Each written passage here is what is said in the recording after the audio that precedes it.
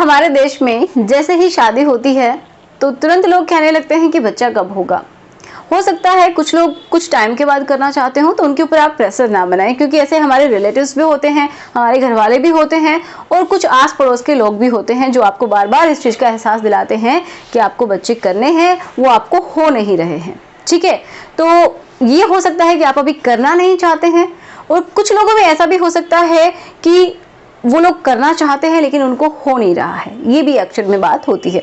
तो कब प्रॉब्लम की बात है, पहले हम उसी को जानेंगे और क्या तरीके हैं जिनसे कि आप इजीली कंसीव कर सकते हैं। अगर आपको कोई फिजिकली कोई दिक्कत नहीं है, अगर आपके जो रिप्रोडक्टिव ऑर्गन्स हैं उनमें कोई दिक्कत नहीं है, तो किस तरीके से आप रिलेशन बनाएं, कब बनाएं, ठीक है, कैसे बनाएं, और ये बहुत सारे क्वेश्चन हैं जिनके ऊपर हम बात करेंगे। अगर आप इनको फॉलो करते हैं तो हो सकता है कि आप इजीली कंसीव कर पाएं। ठीक है, तो चलिए शुरुआत करते हैं आज के इस वीडियो की। So my name is Ekta and आपका हम सबका YouTube channel study with me. तो देखिए, ये सबकी इच्छा होती है कि घर में बच्चा हो, लेकिन अगर किसी को कोई दिक्कत है तो कम से कम जो बाहर वाले जो लोग हैं वो स्पेशली उस फीमेल के ऊपर दबाव बनाते हैं। तो ऐसा आप ना करें, क्योंकि वो उनकी इच्छा है। अगर कोई दिक्कत है तो वो उनको हो रही है। आप लोगों को, जो बाहर वाले हैं, उनको इतनी टेंशन लेने की जरूरत नहीं है, क्योंकि आप टेंशन लेते नहीं है, उनको एक्स्ट्रा टेंशन आप दे देते हैं, उनके ऊपर एक प्रेशर क्रिएट कर देते हैं, एक स्ट्रेस आप उनको देते हैं। तो ऐसा ना करें। और आप लोगों के साथ अगर कोई भी ऐसा कपल है जो इस चीज से जूझ रहा है, तो इन लोगों की बातों के ऊपर आप ध्यान ना दें। ठीक है, अगर आपको कोई दिक्कत है तो प्लीज डॉक्टर के पास जाइएगा। अगर आपको कोई दिक्कत नहीं है तो आप क्या करेंगे उसके बारे में बात कर लेते हैं। तो पहली बात तो यही कि कितनी बार करें। तो देखो, ये मेल और फीमेल दोनों के ऊपर डिपेंड करता है। पहली बात तो यही कि फीमेल में कोई दिक्कत नहीं है। ठीक है, फीमेल एकदम सही है और मेल जो है वो भी सही है। तो आपको कितनी बार करना चाहिए? तो देखिए, जो हमारी आयुर्वेद है वो क्या कहती है कि अगर आप सर्दियों के टाइम में रिलेशन बना रहे हैं और आप चाहते हैं कंसीव करना, तो उस टाइम में, मतलब जो नवंबर का, दिसंबर का, जनवरी, फरवरी, ये महीने जो होते हैं, ठीक है, उस टाइम में अगर आप रिलेशन बनाते हैं तो आपका जो स्पर्म का काउंट है वो भी अच्छा होता है। और मेल के अंदर स्पेशली जो शुक्र होता है, ठीक है, शुक्राणु जो होते हैं वो बहुत ही अच्छे लेवल पे उस टाइम में होते हैं। उनका एक तरीके से हम बोल सकते हैं जो सीमन है वो बहुत ही हेल्दी होता है। तो आप कितनी बार कर सकते हैं? तो उस टाइम में अगर आप करते हैं, आप प्लान कर रहे हैं, तो अगर आप डेली भी करते हैं तो भी आप कंसीव कर पाएंगे। लेकिन आइडियली अगर हम देखें तो अगर आप अल्टरनेट करते हैं, एक दिन छोड़ के एक दिन अगर आप रिलेशन बनाते हैं, तो ये ज़्यादा अच्छा रहेगा, क्योंकि उस टाइम में स्पर्म काउंट आपका काफ़ी अच्छा होता है। ठीक है, अगर मेल में स्पर्म काउंट की प्रॉब्लम नहीं है तो ओके। दूसरा है कैसे करें। तो इसके लिए भी देखिए, कुछ लोग ऐसा बताते हैं कि पोजीशन होनी चाहिए। तो ये बात पूरी तरीके से हम ये नहीं कह सकते कि ये बिल्कुल साइंटिफिकली सही है कि कोई स्पेसिफिक पोजीशन होती है तभी होता है। मेन चीज क्या होती है कि जब फीमेल का, मैंने यहाँ पे क्या बनाया, एक गर्भाशय बनाया है, ठीक है, ये वजाइना है, और ये यहाँ पे क्या है, ओवरीज हैं, और ये फैलोपियन ट्यूब है। ठीक है, तो मेन चीज क्या है कि अगर किसी भी फीमेल को, अगर कोई भी यहाँ पे अगर इजैकुलेट करता है, मतलब जो मेल का जो स्पर्म है, अगर वो, ये क्या है, बच्चेदानी का मुंह है, आपको दिखाई दे रहा होगा, तो अगर यहाँ तक स्पर्म पहुंच जाता है तो आप ये सोचिए कि वो तैरते हुए अंदर चला जाएगा। ठीक है, तो बहुत ज्यादा मैटर नहीं करता कि स्पेसिफिक पोजीशन होनी चाहिए। लेकिन फिर भी कुछ लोग मानते हैं कि जो एक मिशनरी जो पोजीशन होती है, जिसमें फीमेल नीचे होती है, मेल ऊपर होता है, तो वो एक बेस्ट पोजीशन मानी जाती है, जिसमें क्या है कि डायरेक्टली जो स्पर्म है वो यहाँ पे इसके जो मुंह है बच्चेदानी का, उसके पास छोड़ा जाता है। इससे हेल्प क्या होती है कि वो इजीली तैर के स्पर्म अंदर चला जाता है, और कहाँ फर्टिलाइजेशन होता है उसको भी हम समझेंगे। ठीक है, इस तरीके से वो इजीली गर्भाशय में चला जाता है। समझ में आ रहा है?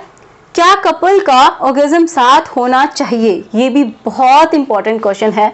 तो देखिए, इसका कोई साइंटिफिक प्रूफ नहीं है, लेकिन आप एक बात समझ सकते हैं कि जब मेल और फीमेल का दोनों का ऑर्गेज्म, मतलब क्या है कि वो स्टेज जहाँ पे मेल अपना जो सीमेन है वो बॉडी से बाहर निकालता है और जो फीमेल है वो भी उस स्टेट में होती है कि उसको उस टाइम में मैक्सिमम जो एक पीक मिलती है किसकी, सुख की, उस स्टेज में होती है। मतलब मेल और फीमेल दोनों का ही जब लिक्विड निकलने वाला होता है, क्योंकि फीमेल में भी ऑर्गेज्म के टाइम में क्या होता है, थोड़ा बहुत लिक्विड निकलता है, तो उस टाइम अगर दोनों का टाइमिंग मैच हो जाता है तो इसमें हेल्प मिलती है।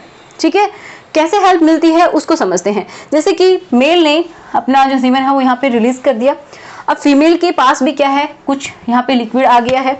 ठीक है, क्योंकि जो फीमेल की जो वजाइना है उसके चारों तरफ क्या है, मसल्स है, उनमें से भी कुछ क्या है, ग्लैंड्स हैं जो यहाँ से भी लिक्विड निकालती रहती हैं। तो उससे क्या होता है कि उनको तैर के जाने में आगे बहुत ज़्यादा हेल्प मिलती है। ठीक है, उस में उनको बहुत ही हेल्प मिलती है क्योंकि उनको एक लुब्रिकेशन मिल जाता है, जिससे क्या होता है, इजीली वो तैर के चले जाते हैं, कुछ उस बहाव के साथ भी चले जाते हैं। क्लियर है, तो ये भी एक चीज़ मैटर कर सकती है। तो इसमें आपका जो टाइमिंग है वो मैच होना बहुत ज़्यादा ज़रूरी है। तो अगर आप बहुत ज़्यादा स्ट्रेस में हैं तो स्ट्रेस लेवल पहले आप कम कीजिए। आप एक इस दबाव में ना रहिए कि सिर्फ आपको बच्चा करना है इसलिए आपको रिलेशन बनाने हैं, क्योंकि अगर आप इस तरीके से सोचते हैं तो शायद हो सकता है कि आपका टाइमिंग मैच नहीं करेगा, आप हमेशा ही दबाव में महसूस करेंगे अपने आप को। ठीक है, नेक्स्ट पॉइंट आता है कि कौन से दिनों में करें। अब देखिए, जो रिलेशन है वो कौन से दिनों में बनाना चाहिए, तो ये डिपेंड ज़्यादा करता है फीमेल के ऊपर कि फीमेल के वो कौन से दिन हैं। तो मैं आपको बताती हूँ कि फीमेल का जो कि फर्टाइल पीरियड होता है, फर्टाइल पीरियड में अगर आप करते हैं तो वो जो दिन है वो गोल्डन डेज समझे जाते हैं। ठीक है, उनमें सबसे ज़्यादा चांसेस होते हैं प्रेगनेंसी के, क्योंकि देखिए अगर जो अंडा है वो इससे बाहर आया ही नहीं है तो क्या होगा, प्रेगनेंसी नहीं हो सकती। और अगर ये आ चुका है पहले ही, और क्योंकि इसकी जो लाइफ होती है वो एक दिन की होती है, ठीक है, मतलब लगभग 24 आवर्स की होती है, तो उसके बाद ये मर जाता है जो अंडा है वो फीमेल का। तो इसलिए सही टाइम का आपको पता होना बहुत ज़्यादा जरूरी है। तो मैं आपको थोड़ा सा बताने की कोशिश करती हूँ। जैसे कोई फीमेल है तो मान लीजिए उसका 28 डेज में उसके जो पीरियड्स हैं वो दोबारा से आते हैं। ठीक है, मतलब 28 डेज का साइकिल है। तो इस तरीके से आपको समझाने की कोशिश करूंगी कि मान लीजिए जिस दिन पीरियड शुरू हुआ उस दिन डेट है 1। ठीक है, तो ये जो जिस दिन शुरुआत होती है वो पहला दिन काउंट होता है। कुछ लोग क्या समझते हैं कि पीरियड्स खत्म हो गए हैं, ठीक है, मतलब जो ब्लीडिंग होती है वो खत्म हो गई, उसके बाद पहला दिन लेते हैं। ऐसा नहीं करना है। जिस दिन पीरियड्स की शुरुआत हुई है तो ये कौन सा दिन है, पहला दिन, दूसरा दिन, तीसरा दिन, चौथा दिन, पांचवा दिन। किसी किसी को और भी ज़्यादा दिन तक ब्लीडिंग होती है, तो हम इतना नॉर्मली मान के चल रहे हैं कि ये आपके पीरियड्स हुए हैं। तो अब आपको काउंट कहाँ से करना है, यहीं से कि आपकी पीरियड्स की शुरुआत हो चुकी है। अब जो नेक्स्ट जो आपका पीरियड आने वाला है नेक्स्ट मंथ, वो कब आएगा, वो आएगा मान लीजिए आपका 28 को। अगर आपका 28 डेज का साइकिल है तो देखिए बहुत सारे लोगों का जो ये पीरियड साइकिल है वो डिफरेंट हो सकता है। किसी का 20 डेज का होता है, किसी का 22 डेज का होता है, किसी का 28 दिन का होता है, किसी का 30 दिन का होता है, किसी का 35 दिन का भी होता है। तो ये वेरी करता है फीमेल टू फीमेल। ठीक है, आपको ये देखना है कि आपको कितने दिन का साइकिल है, ठीक है, कितने दिन में रिपीट होता है जिसका मतलब है, तो उसके हिसाब से आप निकाल सकते हैं। मैं सिंपल तरीके से आपको बताती हूँ। तो आपको करना क्या है कि आपको ये पता है कि नेक्स्ट मंथ आपका लगभग इस तारीख को आपके पीरियड्स आना शुरू हो जाएंगे। तो मान लीजिए वो डेट है 28। ओके, अब आपको करना ये है कि यहाँ से काउंट कर देना है 1 2 3 4 5 6 7 8 9 10 11 12 13 14। ठीक है, मतलब 14 दिन पीछे से आपको काउंट करने हैं। आपको इतना तो पता हो ही जाता है कि कब आपके पीरियड्स रिपीट होते हैं, तो लगभग वहां से 14 डेज काउंट कर लीजिए। उसके बाद आपका जो ओव्यूलेशन है, जो अंडा है जो कि ओवरीज में जाने वाला है, वो दिन होगा 14। मतलब इस दिन आपका ओव्यूलेशन होगा। ओव्यूलेशन का मतलब यही है कि ओवरीज से निकल के अंडा आपके फैलोपियन ट्यूब में आ जाएगा। ठीक है, तो ये वो दिन होता है। तो ये तो बहुत ही सिंपल हो गया। किसी का अलग अलग डेट्स होती हैं, तो जिसके बेसिस पे आप निकाल सकते हैं। तो मोटा मोटा अगर समझें तो मान लीजिए किसी में थोड़ा बहुत आगे पीछे हो सकता है कि आपकी काउंटिंग में थोड़ा बहुत हो गया हो, मिस्टेक हो जाती है थोड़ा बहुत, वैसे भी बिल्कुल फिक्स नहीं होता, किसी का थोड़ा आगे आ जाता है डेट का टाइमिंग जो है वो, या फिर किसी का पीछे चला जाता है। तो आप क्या कर सकते हैं कि 14 से आप क्या करेंगे, 3 दिन मान लीजिए पीछे ले लीजिए, ठीक है, और 3 दिन ही आप आगे ले लीजिए। तो मेनली ये जो दिन है ये आपके गोल्डन डेज होते हैं, ठीक है। ये जो दिन है ये 7 दिन ये गोल्डन डेज होते हैं। और कोई थोड़ा बहुत जिसको बहुत ज़्यादा शंका है, नहीं पता है कि क्या हो सकता है, तो +2 और कर सकता है, ये दिन और पीछे और आगे भी आप ये ऐड कर सकते हो। तो कुल मिला के ये जो दिन हो गए आपके 10 से 11 दिन, ये आपका गोल्डन पीरियड है, ठीक है। इन दिनों में अगर आप रिलेशन बनाते हैं तो आपका जो फर्टिलाइजेशन है वो होने का चांसेस सबसे ज़्यादा रहता है, मतलब कंसीव करने की जो कैपेसिटी है वो सबसे ज़्यादा होती है। मान लीजिए कि आपको इस दिन जो अंडा है वो रिलीज हो गया, अगर आपने पहले वाले दिन भी रिलेशन बनाए हैं तो स्पर्म वहाँ पे पड़े होंगे और आपका जो अंडा है फर्टिलाइज हो जाएगा, ठीक है।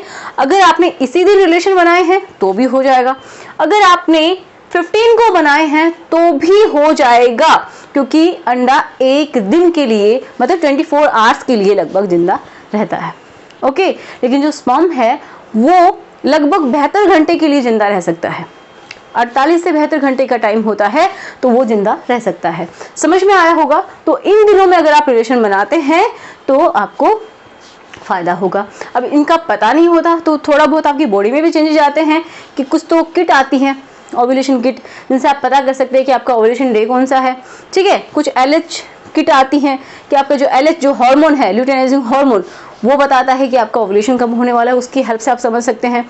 कुछ आपकी बॉडी में भी चेंजेस आते हैं कि आपका जो डिस्चार्ज है वो बहुत ही पतला हो जाता है, और आपका जो एब्डोमेन वाला एरिया है, मतलब नीचे वाला जो एरिया है, वो उसमें हल्का सा दर्द भी होता है, कभी लेफ्ट में कभी राइट में, क्योंकि हमारे जो अंडे हैं मोस्टली वो लेफ्ट से एक बार निकलेंगे, दूसरी बार राइट से, मतलब अल्टरनेटिवली निकलते हैं, ठीक है। तो समझ में आया होगा। अब देखिए नेक्स्ट है बेस्ट टाइम। तो देखो बेस्ट टाइम तो क्या हो सकता है कि जब आपका मन करे वो होता है, लेकिन थोड़ा सा सोचने की बात ये है कि आयुर्वेद क्या कहता है, थोड़ा सा हम उसकी भी बात करते हैं। उसके अकॉर्डिंग क्या है कि अगर आप 6 बजे से शाम 6 बजे से 10 बजे, मतलब रात के टाइम में 6 से 10 के बीच में अगर आप रिलेशन बनाते हैं तो चांसेस ज़्यादा होते हैं। अब आप सोचेंगे इसका क्या है, तो देखिए आयुर्वेद के अकॉर्डिंग जो कफ जो होता है, कफ जैसे वात पित्त कफ होता है, तो जब कफ का लेवल बढ़ता है, सर्दियों के टाइम में बढ़ता है हमें पता है, तो जब कफ का लेवल बढ़ता है तो उसके साथ ही जो आपका शुक्राणु है वो भी बहुत ज़्यादा वाइटल होता है, ये समझिए। तो आपके प्रेगनेंसी के जो चांसेस है वो बहुत ही ज़्यादा हो जाते हैं, ठीक है। तो इस टाइम में अगर आप रिलेशन बनाते हैं, चाहे तो वो नाइट का टाइम हो या फिर वो मॉर्निंग का टाइम हो, और मेन चीज़ क्या है कि आपके पास भरपूर टाइम हो, उस टाइम में बनाइए तो आपको बहुत ज़्यादा फायदा होगा। एक और बात आती है कि कुछ लोग जैसे कि यहाँ पे लेटना चाहिए कुछ टाइम के लिए या फिर नहीं चाहिए, तो कुछ लोग ऐसा मानते हैं कि लेटना चाहिए, लेकिन साइंटिफिकली देखें तो 10 मिनट्स के अंदर जो स्पर्म है वो अपना रास्ता जो है वो तय कर लेते हैं, ठीक है। उसके बाद उनको ज़्यादा टाइम के लिए ज़रूरत नहीं होती है लिक्विड को यहाँ पे रोक के रखने के लिए। तो कुछ लोग यहाँ पे पिलो यूज़ करते हैं कि यहाँ पे पिलो लगा देते हैं जिससे कि वो लिक्विड जो है वो बाहर ना निकल सके, कुछ टाइम के लिए यहाँ पे रहे। तो अगर आपको ऐसा करना है तो बस 10 मिनट 15 मिनट्स के लिए आप लेट सकते हैं, उसके बाद आप नॉर्मली खड़े हो सकते हैं। मतलब फीमेल की ये बात कर रहे हैं, ठीक है। तो फीमेल के जो हिप्स हैं उस एरिया में आप पिलो लगा सकते हैं कि थोड़ा सा वो जो भाग है वो ऊपर रहे और जो लिक्विड है वो निकले ना, ओके। तो ये 10 to 15 मिनट्स आप कर सकते हैं। तो आई होप आज का वीडियो आपके लिए हेल्पफुल रहा हो। अगर फिर भी कोई भी डाउट है तो आप मुझे कमेंट कर सकते हैं, इंस्टाग्राम पे मुझे फॉलो कर सकते हैं, स्टडी विद मी एकता के नाम से ही अपना इंस्टाग्राम का पेज है, वहाँ पे आप जा सकते हैं, मुझे मैसेज कर सकते हैं। तो अगर आपके लिए हेल्पफुल है तो प्लीज़ बताइएगा, और अगर फिर भी कोई डाउट है तो भी बताइएगा। तो मिलते हैं नेक्स्ट वीडियो में, प्लीज़ इसको शेयर कीजिए और बस एक लाइक कर दीजिए जिससे मुझे भी मोटिवेशन मिलता है। Thanks for watching.